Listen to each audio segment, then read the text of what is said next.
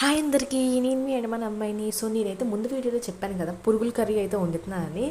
So మీరైతే thumbnail చూసే ఉంటారు. అవి నిజంగానే పురుగుల్లా కనిపించి మీరు ఎంతమంది అయితే వీడియోని క్లిక్ చేశారో నాకైతే కమెంట్ సెక్షన్లో కమెంట్ చేయండి.